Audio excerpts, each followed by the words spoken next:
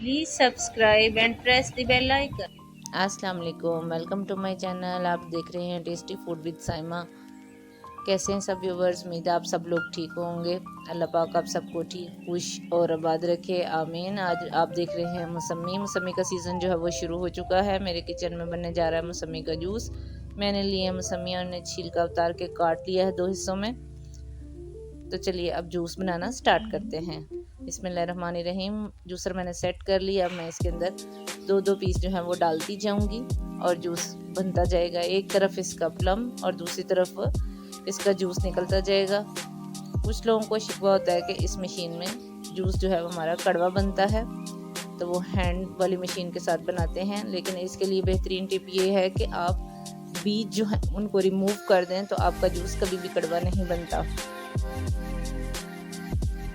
इसी तरह से 2-2 पीस मैं ऐड करती जाऊंगी। एक तरफ प्लम जाता जा रहा है और दूसरी तरफ हमारा जूस बाहर आ रहा है। ये विटामिन ए और सी से भरपूर है और डाइटिंग के लिए भी बड़ा बेस्ट है, पिंपल्स के लिए भी बड़ा अच्छा है। और 50% इसमें जो है वो विटामिन सी है। जब भी मौसमी आए आप इसको ज़रूर इंजॉय करें, मौसमी को भी और इसके जूस को भी। तो देखिए हमारा जूस जो है वो रेडी हो गया है।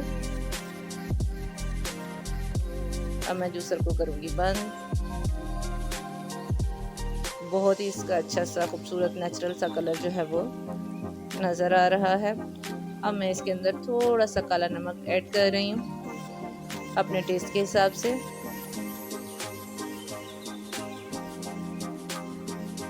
अब मैं इसको मिक्स करूँगी स्पून के साथ। अब एक गिलास के साथ इसको मिक्स कर लूँगी।